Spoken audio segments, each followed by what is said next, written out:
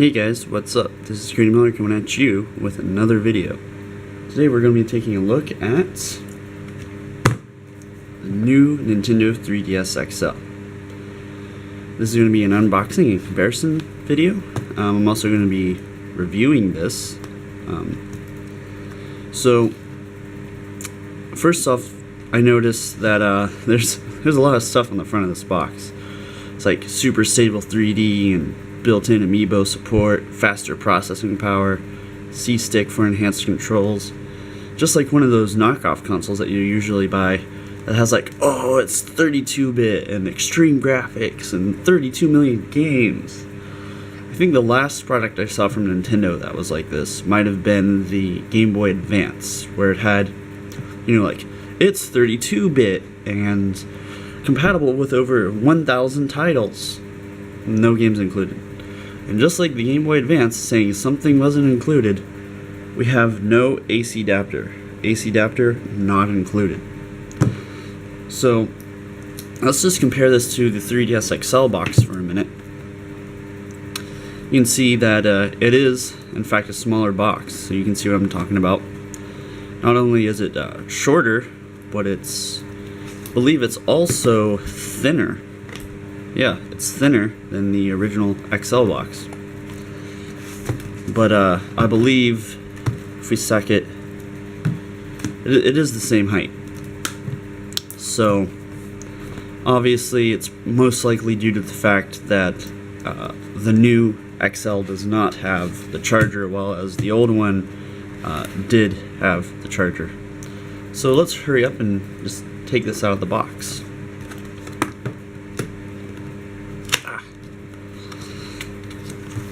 I don't expect a whole lot in here, just the 3DS and some manuals, maybe the AR cards. It's actually a lot of work getting my hands on this console. I couldn't find it online, and I finally found it at a store. I guess they're limited production. There's not a whole lot of them right now. But yeah, here's our manual, our AR cards, which I actually did a review on the AR games a while ago. We have this nice little thing. And this, the only thing else that's in here, is the 3DS XL. So it's a very underwhelming unboxing. Nothing else in the box. But that's okay. I'm finally pulling out. Oh my. It has like a carbon fiber texture to it. I don't know how well see it. I see that they went back to the gloss finish that the original DS had, unlike the 3DS XL that was matte, or however you want to say it. Had a matte finish. Let's just compare the size of the consoles up for a second. They're about the same thickness. I don't see any major thickness differences. This one does appear a little bit thinner, but I can't really tell too much, but I do think this is thinner.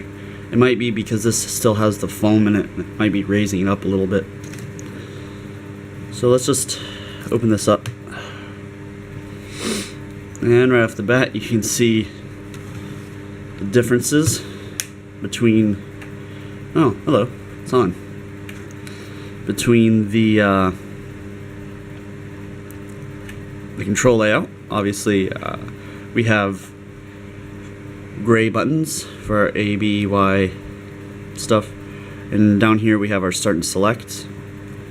As on the new 3DS, everything's been moved. So we have start and select here instead of down here. Our home button has been changed again, which I don't know how I feel about this. I actually really like the way the start and select buttons were set up on this.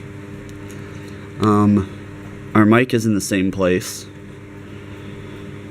Our status indicators are for the most part in the same place, but they moved the wireless indicator down here instead of being here where it was. So you only had 2 lights down there, but you have 3 up here. Our power button's down here now. The bottom's also glossy, which I think the original 3DS was too, but I haven't seen the bottom of my original 3DS in a while now due to I replaced it with a Nyko Power Pack Plus. Of course, we have our ZR and ZL buttons, which that might take some getting used to. And oh, I love this. Yes. After 3 consoles, Nintendo finally decides that we are going to move the volume slider so that it's not being bumped all the time while you are playing. So I put it up here. It even has a locking. It has a lot more resistance than the original one did. So you can easily, well, so it won't be as easy to bump while it's in your pocket.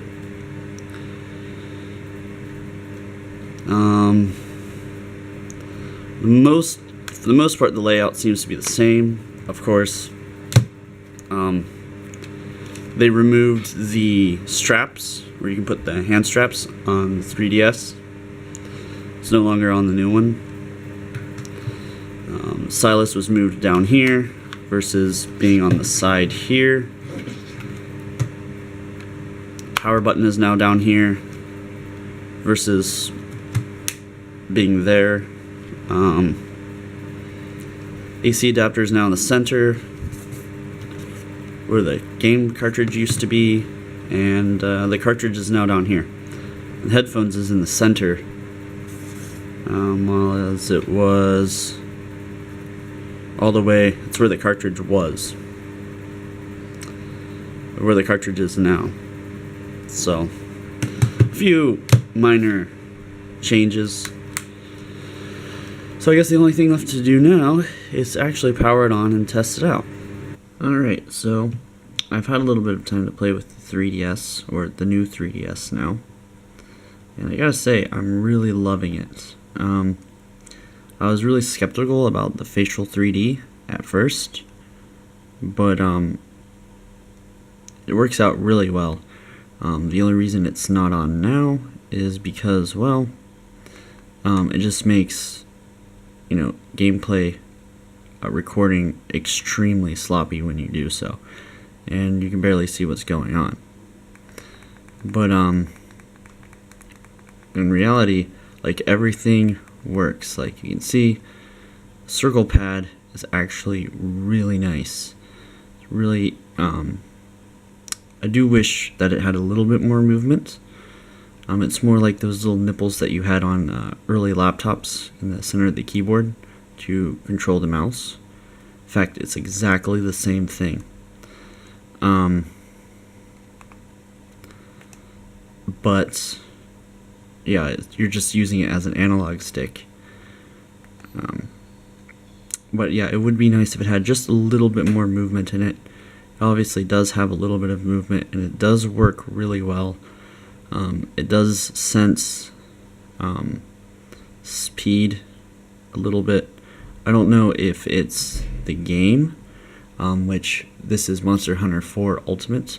I don't know if it's simply having a problem with input, because I know it also has quite a large dead zone on the circle pad, this game in particular. Not all games are like this.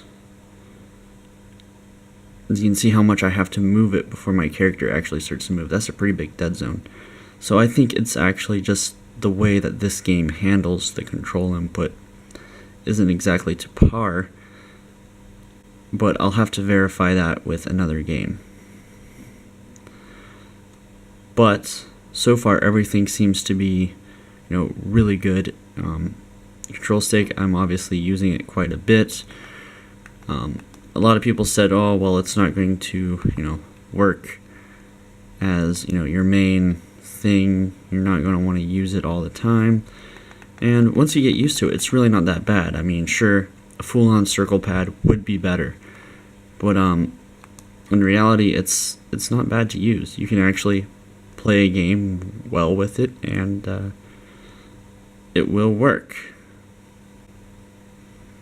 So I think, did that deer stand up after I'd already removed something from it?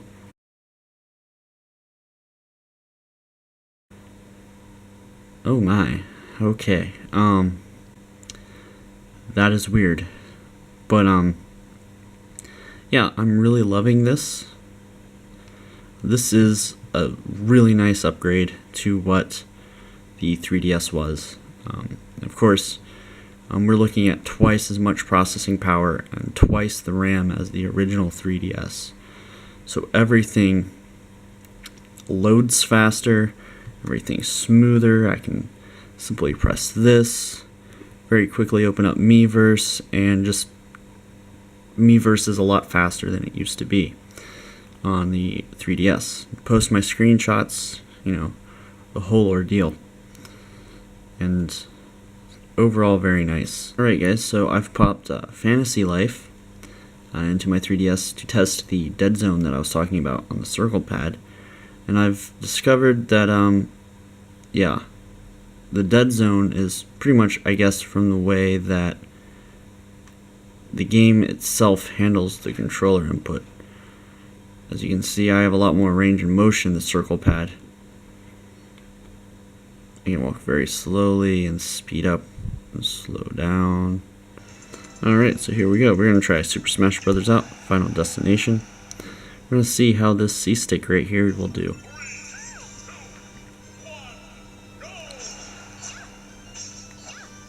So, it does actually work really well. I'm going to try to beat Link here with just using the C-stick. And, surprisingly, you can charge. I didn't realize that.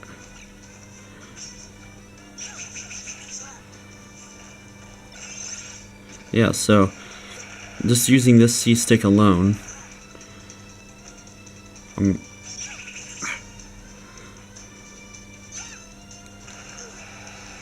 course, this is only a level 3 Link. I'm trying to use nothing but the control sticks, so that's really limiting my capability. I can't use my Super Smash.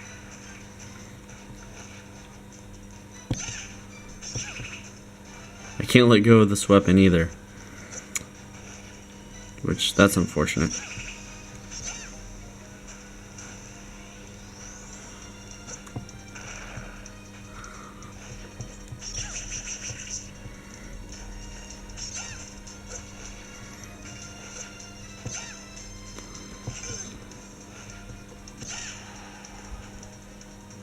I don't know how I picked up a weapon in the first place if I'm only using the C-stick. But okay.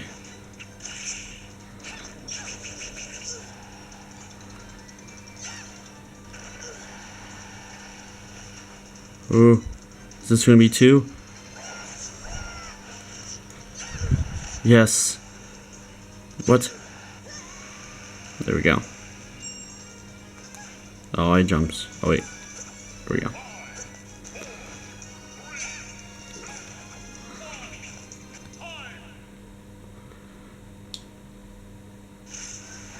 So yes, you can win using only the control stick, and surprisingly, isn't that bad.